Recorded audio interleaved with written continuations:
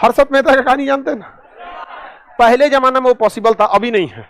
पहले शेयर जो था खुद से इंसान को जाकर खरीदना होता था, तो इसका एक पूरा नेटवर्क बना हुआ था। एक ओवरव्यू में समझिए, बहुत बड़ा कहानी था उसका। अब जैसे हर्षद मेहता के समय ऑफलाइन जाके खुद खरीदना होता था। कहां से? दलाल स्ट्रीट से।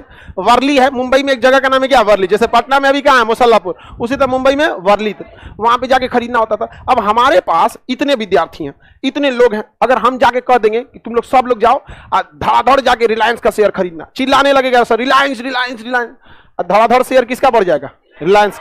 सपोज कीजिए कि रिलायंस का हमको बढ़ाना है, उसके पास पहले से 10,000 शेयर है, इसमें से हम चुपचाप खरीद लेते हैं 5,000, बचा हुआ इसके पास कितना? 5, और आप लोग को भेज देते हैं जा हल्ला करके खरीदियो एकदम यहाँ पर, धड़ धड़ धड़ धड़। किसका शेयर बिकेगा? रिलायंस। हल्ला हो जाएगा, बाप रे बाप रिलायंस का शेयर गजब बिका है रे भाई, गजब बिका है।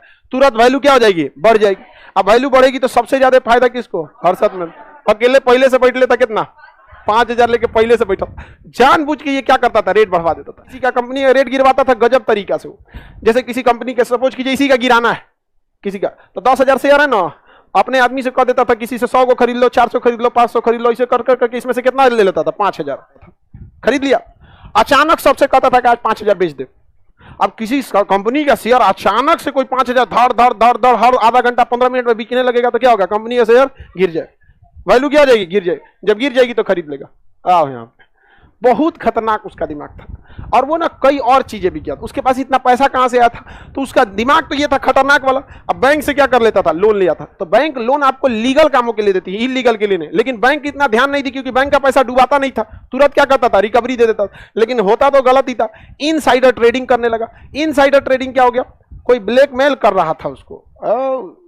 ब्लैकमेल कौन चीज? कोई कहीं ना कहीं, देखिए झूठ कितना दूर जाइएगा, कहीं ना कहीं पकड़ा जाएगा। ओवर कॉन्फिडेंस बहुत खराब चीज है। हर्षद मेहता में जो था ना, तो ओवर कॉन्फिडेंस बहुत ज्यादा था, बहुत ज्यादा। सीबीआई पूछे तब कि आपके पास छापा में 8 लाख रुपया मिला, 1992 में 8 लाख बहुत ज्यादा होता। कहा इतनी बड़ी रकम आपके पास कैसे आई है, मतलब ट्रांजेक्शन कैसे हुआ? कहा हमको याद नहीं है। तो सीबीआई वाला पूछा आपको याद नहीं है? 8 लाख 1992 में 8 लाख का मतलब समझ रहे, आज का 1 करोड़। कहा इतनी बड़ी रकम आपको याद नहीं है?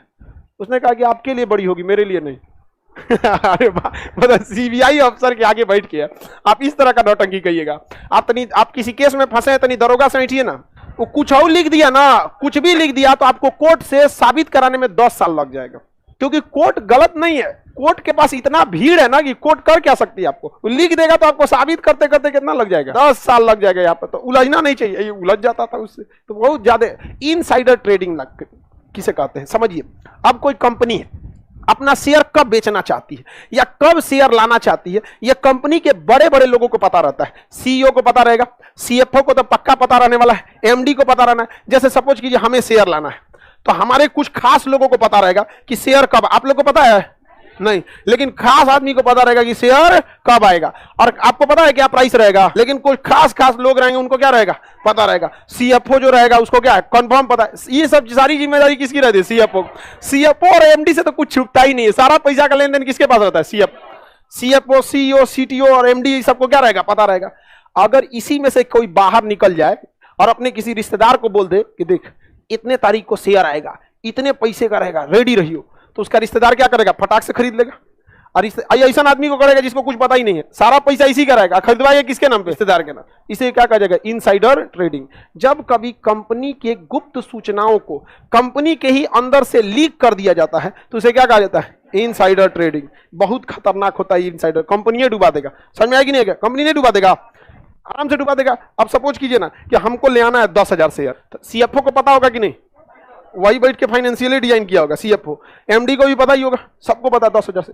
अगर मेरी कंपनी का ही कोई खास आदमी बाहर निकल के ग्रुप बना दे 25-30 आदमी का कि भाई 10,000 शेयर निकला है, और एक और शेयर मिल के कितना खरीद ले? 10 को खरीद ले, तब तो काम गड़बड़ा जाएगा। शेयर बनाए फायदा क्या हो? तो 10 को पार्टनर हो गया, सब नहीं हो जाएगा सब। तो कंपनी की गुप्त सूचनाओं को बाहर ले आना क्या ये सही है? नहीं है। इसे क्या कहा जाता है? Insider trading. इनसाइडर ट्रेडिंग पर सेबी ने क्या लगा दिया? बैन लगा दिया। और किसी को अगर इनसाइडर ट्रेडिंग करते हुए सेबी पकड़ेगी तो जुर्माना लगाती है। जानते हैं कितना? 500 करोड़। कितना लगाएगी? 500 करोड़। कोई करेगा इनसाइडर ट्रेडिंग, जिंदगी बिता देगी उसका जेल में। सुब्रत राय को छोड़ा अभी तक, बहुत मुश्किल में डाल दिया सुब्रत राय।